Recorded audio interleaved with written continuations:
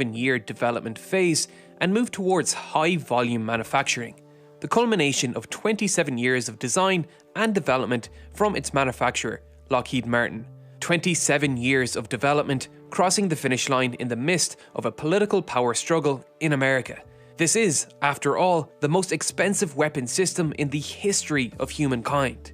Costs have inflated as a result of the American military-industrial complex, where the intertwining of politics, economy, and the military industry encourages companies like Lockheed Martin and Boeing to not vertically integrate their companies, as a means of spreading jobs across America and thereby increase political support for these programs and the politicians that approve them in Congress to win contracts.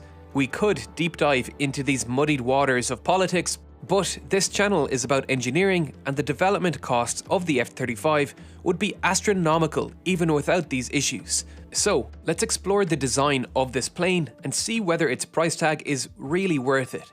From the start, the F-35 sought to be the jack of all trades, an air superiority machine to replace the Air Force's F-16s and A-10s, a stealth fighter taking the lessons learned from the B-2 program and improving upon Lockheed's previous ventures into stealth technology with the F-22 Raptor and the F-117 Nighthawk, a carrier-capable fighter to replace the F-A-18 Hornets of the Navy, and perhaps most audacious of all, it would take on the challenge of vertical landings, taking over from the British AV-8B Harrier. Taking on all these advanced technologies and combining them into one plane was never going to be an easy or cheap task, and the program was made even more expensive by what was initially intended to be a cost-saving measure. This plane would be developed as a joint venture between 3 US military branches, the Air Force, Navy, and Marines, a single plane for each branch of the military. The program was named the Joint Strike Fighter, and its goal was to produce a next-generation plane that could replace fighter, strike, and ground attack aircraft of not just the United States, but all of its allies.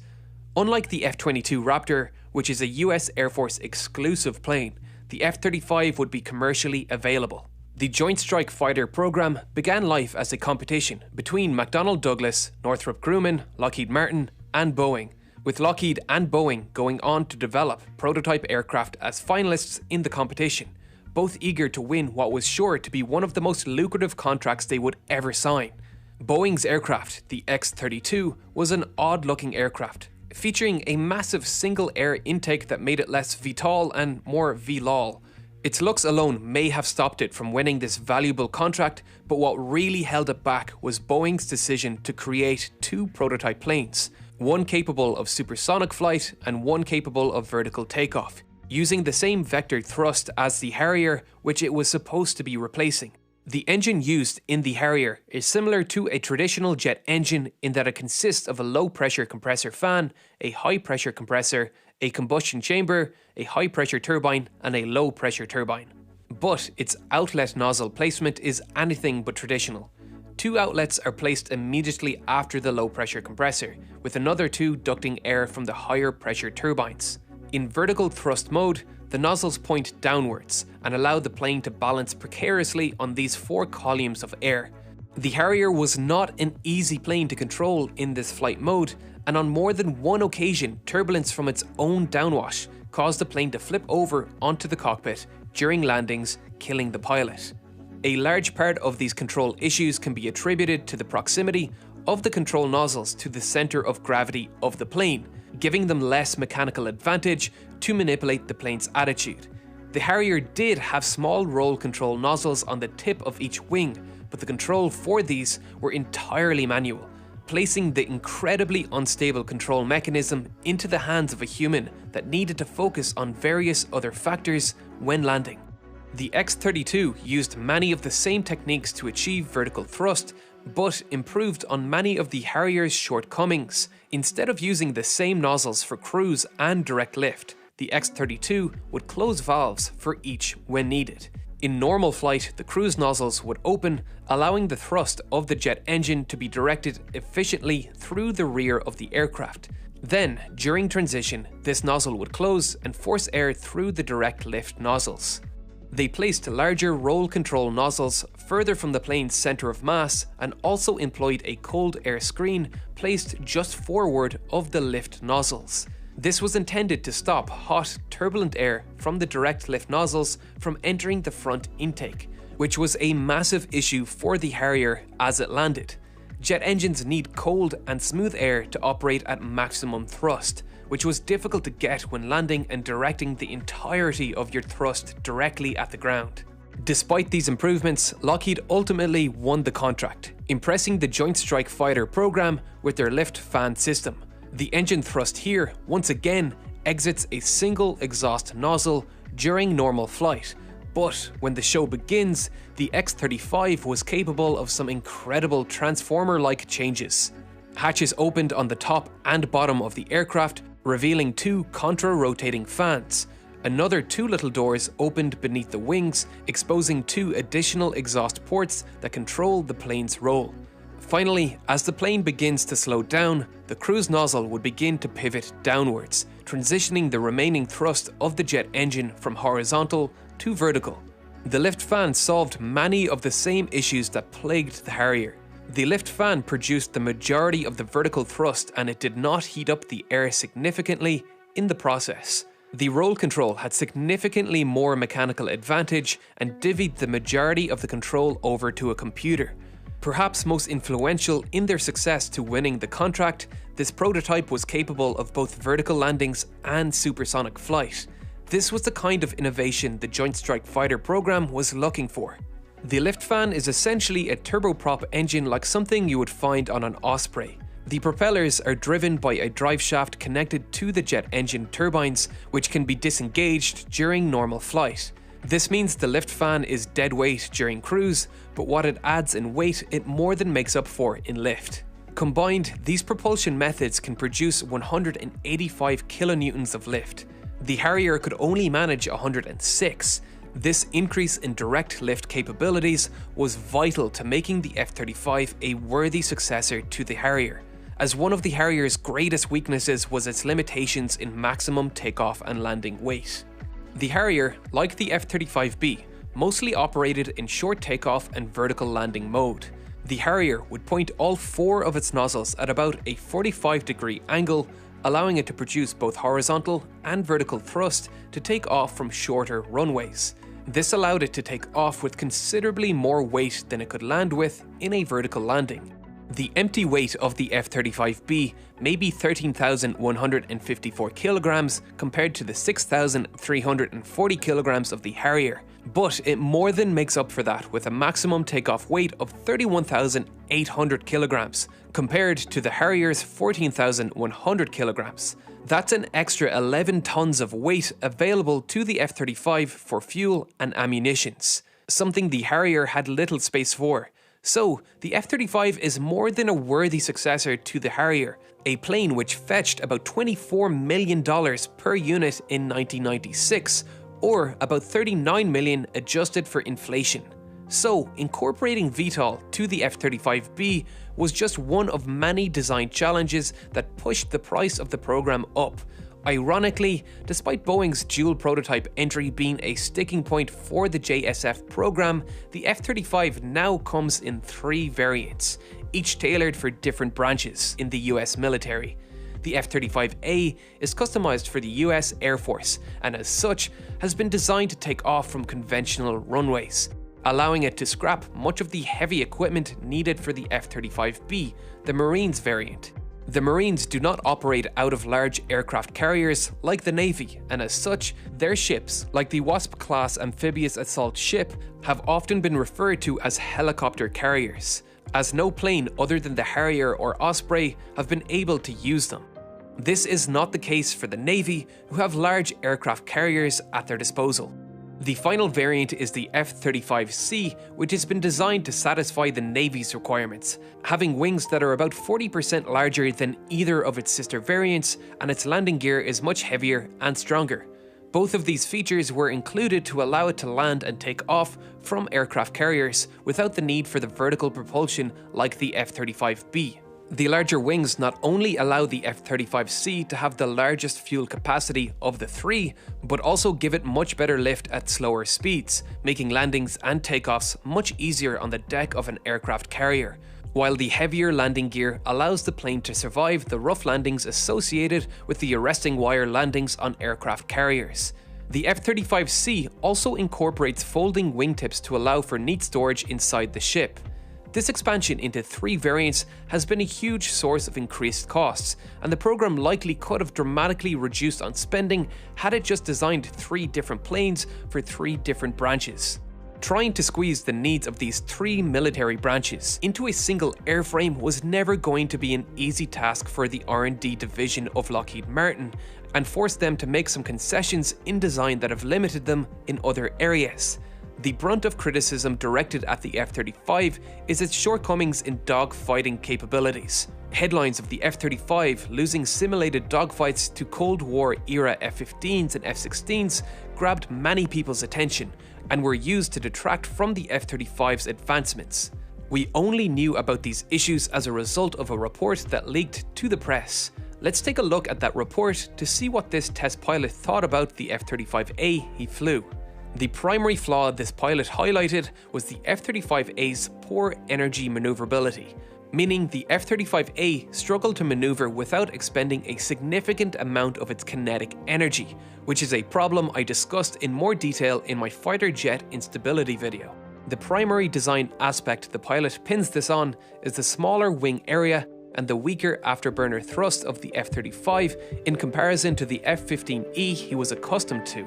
Essentially, their issue with the F-35 was that it depleted its kinetic energy store quicker than its competition. We have no reason to believe this pilot was wrong in his findings, so what does this mean for the F-35? It is important to note that this was not a fully functional version, missing software enabling the plane to detect its foes before they can detect it, and was missing radar-absorbing paint.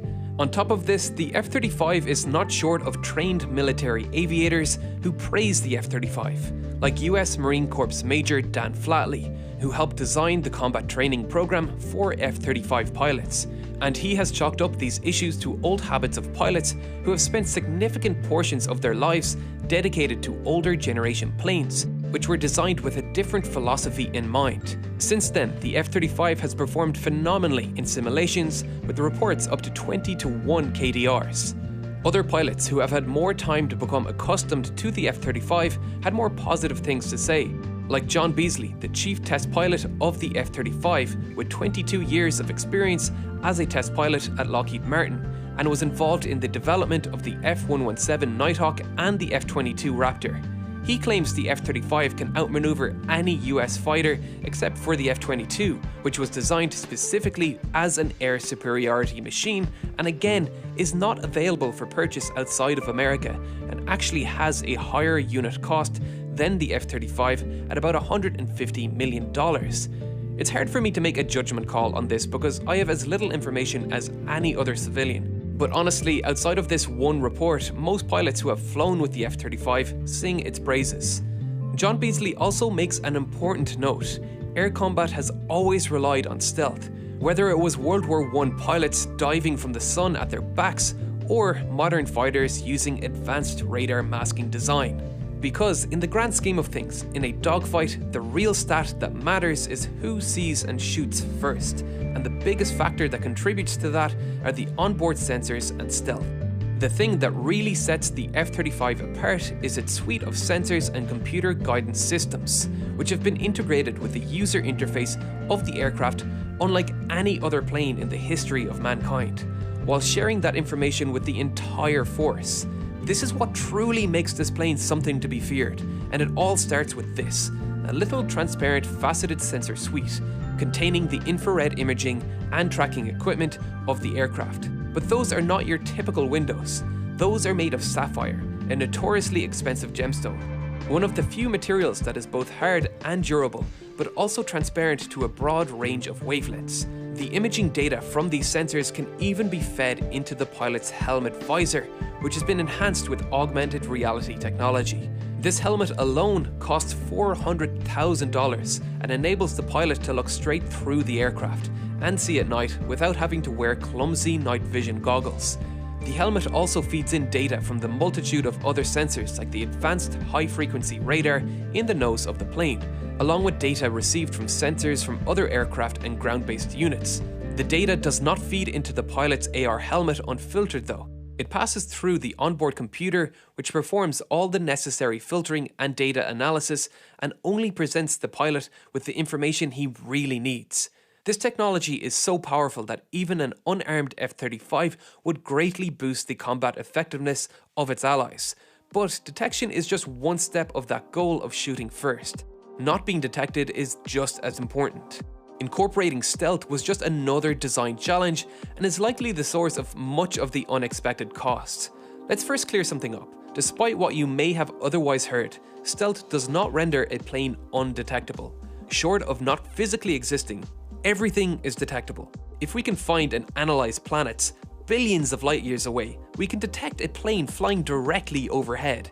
Stealth's purpose is not to make the plane invisible. It serves to complicate and delay the enemy's detection of an aircraft. Stealth has proven itself invaluable over the past 2 decades, prior to the F-35's inception. The F-117 Nighthawk flew over 1,300 missions over Iraq during the Gulf War, scoring direct hits on over 1,600 high-value targets without losing a single aircraft. But it was far from perfect. Lockheed knew this all too well as the manufacturer of the F-117.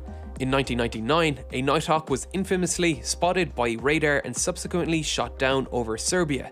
The pilot survived, but the plane crashed and remained mostly intact, handing over a valuable technology to the Russians to reverse engineer. Stealth serves a single purpose, to avoid detection, and the F-117 failed here. But it was developed using 1970s era computing technology. Its panels were flat and faceted simply because we did not have the computers capable of analyzing more complicated shapes to optimize stealth. Early attempts at stealth worked under a fairly simple theory. Radar works by sending out pulses of electromagnetic waves and waits and listens for reflections. The idea behind stealth technology is to not reflect those waves back at the emitter and thus avoiding detection. This is why the F-117 is shaped like this. Each panel has been angled and placed in a way to minimize how much of this energy it will reflect back to the sender. It was also coated in a paint that would help absorb some of that electromagnetic radiation. Opponents of stealth technology, despite its proven track record, are quick to point out that long wavelength radar is capable of detecting stealth aircraft, the same kind of radar that detected the F-117 over Serbia and the same kind of radar used in the Battle of Britain. While this is true, these stealth aircraft are optimized to avoid detection of higher frequency radar. Those opponents rarely mention that low frequency, long wavelength radar do not provide high fidelity measurements and struggle to pinpoint the location of the aircraft. This makes them effective early warning systems, but entirely useless for directing missiles. While this is certainly not useless, it's not particularly useful in air-to-air combat. Had the F-117 Nighthawk on that night been escorted by its usual squadron of electronic jamming Prowler aircraft, the missiles may well have never got a lock. This was made worse by the fact the aircraft was flying a regular flight path, and so the Serbians knew where to look. Topping this off, the F-117 was designed in an era before sophisticated computational analysis was available, and so it took this relatively simplistic flat-faceted form. The B-2 and F-22, however, greatly improved on the technology, utilizing complex curved shapes which no human could hope to calculate the radar signature of, and they have never been shot down. The curves diffuse those radio waves in many directions, rather than reflecting it all in one direction, which makes it easier to detect by receivers listening in locations separate to the emitter, a fairly standard practice today. The F-35 uses the same complex curves to avoid detection by these high-frequency radars, and this is likely one of the things driving its development costs up the most. Stealth technology requires precision beyond any other type of manufacturing.